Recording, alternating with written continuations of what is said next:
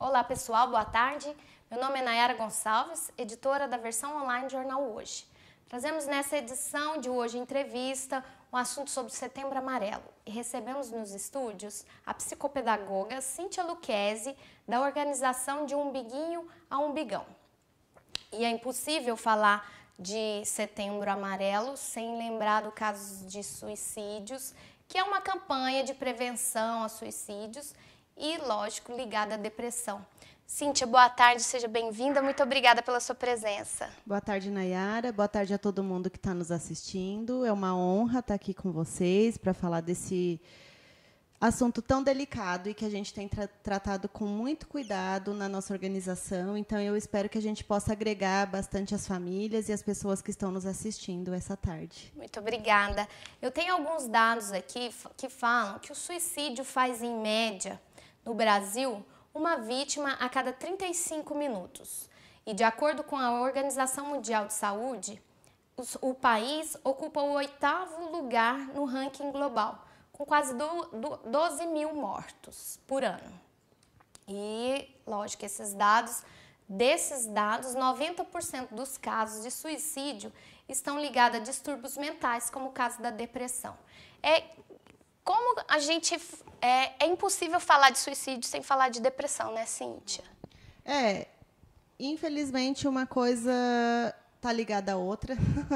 Não em todos os casos, né, mas na grande parte deles. Eu só queria complementar a informação. Nós estávamos com uma roda de conversa com a Sociedade Goiana de Pediatria na semana passada, e as pediatras que deram as entrevistas, elas nos trouxeram a informação que a cada 40 segundos uma pessoa comete suicídio no mundo, né? Então, é um assunto grave que precisa ser falado e, principalmente, que as pessoas precisam ser acolhidas, né? Porque, veja bem, nem todo mundo que fala que vai se matar comete suicídio. Mas todas as pessoas que cometeram suicídio, elas deram um sinal de alerta e disseram que fariam, né?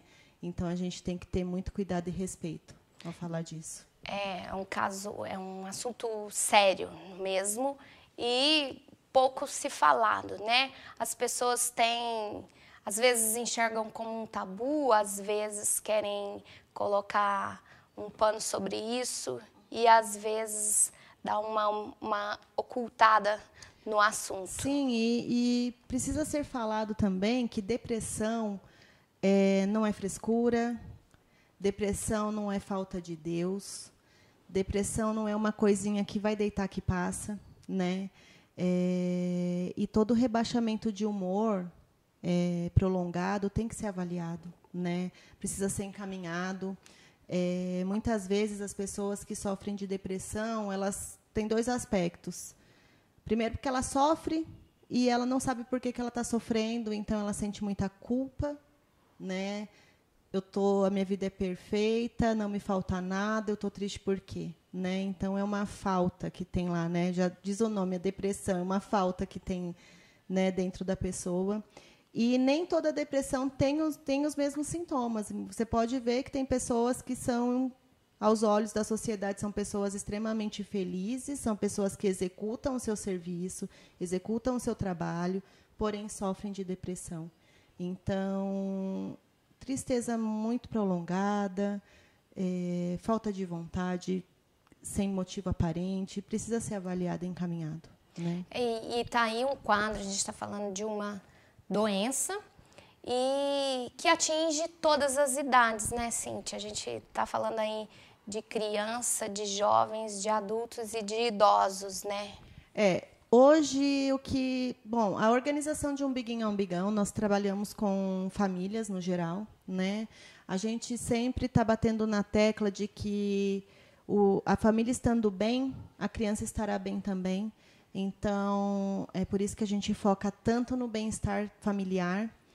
E o que eu estava falando com você até aqui, antes da gente começar a entrevista, é que o que a gente vem sentindo é a baixa tolerância à frustração que as crianças estão crescendo hoje. Então, as crianças não se frustram, né? Por vários aspectos familiares, por vários aspectos da sociedade. A composição familiar mudou hoje, né? Eu vim de uma família que foram 7 primos, que todo mundo brincava junto. E a criança, na brincadeira, ela aprende muitas coisas que não se ensina na escola, né? Na brincadeira, a criança tem que esperar a sua vez, ela ganha, ela perde, ela se machuca, ela se resolve. E as crianças, elas não têm mais essa oportunidade como a gente tinha antes, né? Então, a criança, felizmente ou não, a gente não sabe, né, a opção de cada família, mas geralmente são famílias que têm um filho só, e nem sempre os pais têm tempo de dar aquela atenção que a gente tinha antes, né? E isso acaba afetando a criança, né? Então, uma criança que não sabe que uma hora ela ganha, uma hora ela perde, e ela sempre ganha, a vida não é assim, né? Na vida a gente tem que aprender que uma hora a gente perde, uma hora a gente ganha, outra hora a gente perde de novo. Muitas vezes a gente perde até que a gente ganha, certo, né? Então, uma criança crescendo, ganhando sempre, a nossa preocupação maior é que como essa criança vai se comportar quando perder. Então, né? O primeiro ponto assim a ser analisado e também levar uma certa orientação é essa questão da permissão excessiva dos pais, né? De tudo dizer sim e que o não é necessário. O Isamitiba já dizia, né, que quem ama diz não, né? Quem ama educa, mas quem ama diz não também, né? Porque nem sempre é possível o sim, né? E isso preocupa demais, porque as crianças que estão crescendo com só sim, sim, sim, sim, são os nossos futuros governantes, são os nossos futuros donos de empresa.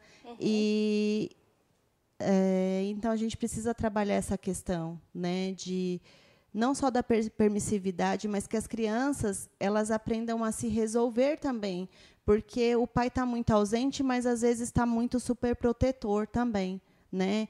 Então, às vezes tem um problema na escola, o pai não aceita que o filho erre, né? O meu filho está certo sempre. Só que aí, para cada meu filho está certo sempre, tem um outro pai que o filho está certo sempre, né? Então, como é que a gente faz?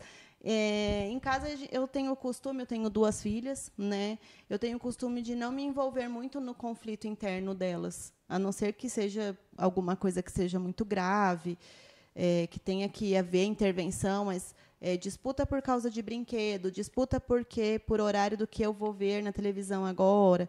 A gente costuma não se intrometer, porque as crianças precisam criar subsídios para conseguir se resolver entre si, né? Para que elas cresçam também com parâmetros, né? Do que eu consigo, até onde eu consigo ir. Né? Certo. E essa questão também da frustração e do comportamento da criança, acho que é interessante a gente frisar que as crianças são reflexos dos pais, né? Então, não é porque o pai se frustrou com alguma coisa que ele não pode passar isso para a criança. Né? Que é interessante, a frustração também é um aprendizado, né? E você acha que essa questão da frustração, ela pode desencadear um caso de depressão na criança ou não? Como que vocês têm acompanhado isso? Como que vocês têm vivenciado isso na organização? Sim. À medida em que a criança não sabe o sentimento que ela tem pela frustração, porque na frustração uma bala que eu não posso chupar agora, essa bala eu não posso comer agora. Por quê? Porque não? Porque não é o horário de chupar bala, porque hoje não é dia de chupar bala.